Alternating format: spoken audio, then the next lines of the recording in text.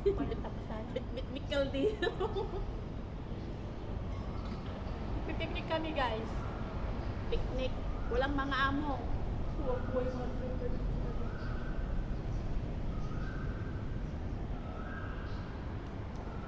Kilala mo sa Tipay?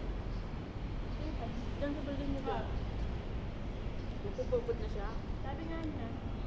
Tapos, sabi ko, ipasok ko sana yung pinsan ko dyan para magkapos. Yun kasi yung pinsan mo isa siya. Yung muwi. Para babalik na naman. Gulo niya. Nandito na siya. Tapos na. Sayang nandito siya. Kaya hindi ba gastos na naman. Sa bagay kung direct. Kung direct. Pero sabi hindi niya kasi ang kukuha ng amo. Ay ng katulong daw. Kukuha, meron doon na. Meron siya yung ipamenta. Akala ko man na pag kasi nakasabay ko siya nung pag-Chinese New Year ba yun? Sabi ng 60 na pala siya. Kaka-pension. Pension din tayo pag nagkasakit tayo sa mga OFW.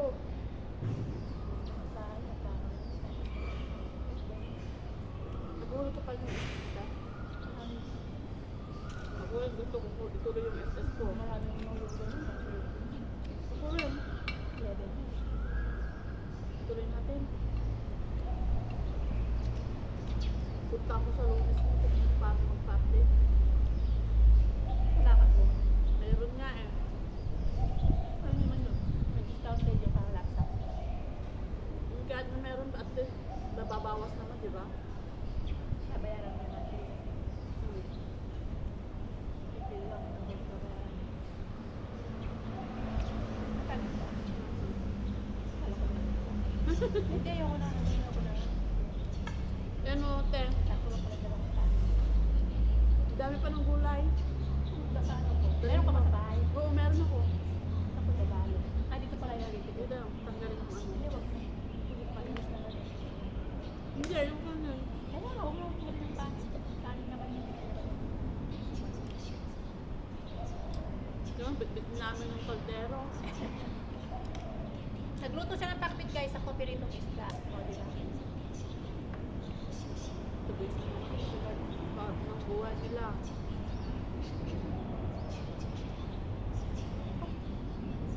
Sarap din sila. Wala ako ngayon. Bebes. Oo, mababa na yung kamatis.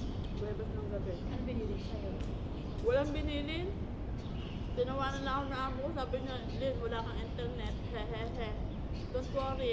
Mabuti pinalabas siya ng mga ano, may mga Chinese New Year. Sabay, wala sila bisita. Bisita na maano din sila. Wala, maalis sila. Tawag ito. Sa amo ko, nung unang Chinese New Year, may pasok siya. Tapos sumunod, wala siyang pasok. Tapos sumunod, wala din siyang pasok kahapon. Hindi ako pinag-day off. Sabi ko, wala naman akong ginawa maghapon. Hindi, ngayon. Papalitan ko sa Lunes. Wala, sabi niya. Punta ka ba yung Macau? Hindi na matutuloy kasi pumunta na sila kahapon. Ay, pumunta na sila kahapon. Ay, pala yun. Ay, Hindi kahapon. nakaliran niya yun. Sinanong niya ako ay kahit ngayon, tinanong ako kagabi. Ah, kailan ko pupunta ka? Eh, nagpunta na sila ngayon sa visit niya. Next time na lang. Web ka lang po ako magditeo. Dumante siguro. Pag sa Monday, tanong ko, nag-iintro na ako paano mag-live ng SX sa mga SP2. SP2. I-activate nila yun. Tapos yun. Dati na akong may pag-ibig kasi may loan na ako noon eh, nung panahon na calamity loan yun eh. Nung binahabaha kami sa Maribeles. Ako malunod dun te. Binaha ang buong bayan ng Maribeles. Eh dito kami sa bungad ng bundok magtatrabaho sa scam.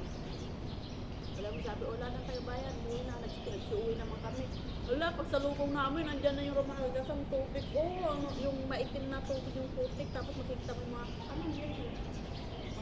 nasa, ano yun, 2000, ano, 4. Yung undoy. Ay! Oo, parang na ano ko. Tapos alam mo yung, di ba may kanal na ginagawa, tapos butas yun. Nalaglag ako doon. So, alam mo, ang iyak kong gapo ko, dalawa kami nung kasama kong lalaki, katrabaho ko kasi Huwag mo kong iwan.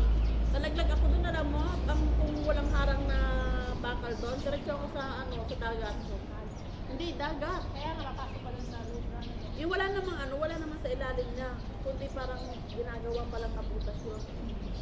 Nalaglag ako doon, hala, sabi ko, ang iyak ko. Tapos pagdating ko doon sa likod ng mental doon sa Maribeles, yung tubig, yung rep, yung baboy, nakapunta mo na, pasalubong na sila sa. Tapos hindi ako makausad kasi ang lakas ng awas ng ng tubig. Tapos, eto yung, alam mo, may military na tumulong, tinali niya yung malaking tali doon sa may truck. Di, andito kami, ang dami kami. Alam mo, pangalawa ako sa dulo. Hindi ako makausad. Kasi sabi ko, iwanan nyo na ako, umalis na kayo. Sabi ko sa military, sabi ng military, hindi ka namin iiwanan, tutulungan ka namin. Hindi po ako makausad. Alam mo, pagdating ko dito, aatas na naman ako. Alam mo ginawa ng lalaking military, pumunta sa harap ko, ginanong-ganon yung pulis sa harapan ko, doon ako nakaahon. Pag-ahon ko doon, para akong baliw. Wala akong tsinelas, nakapaapa ako, naglalakad pa uwi sa amin. Tapos yung kasama ko, alam mo ba, naglalasing.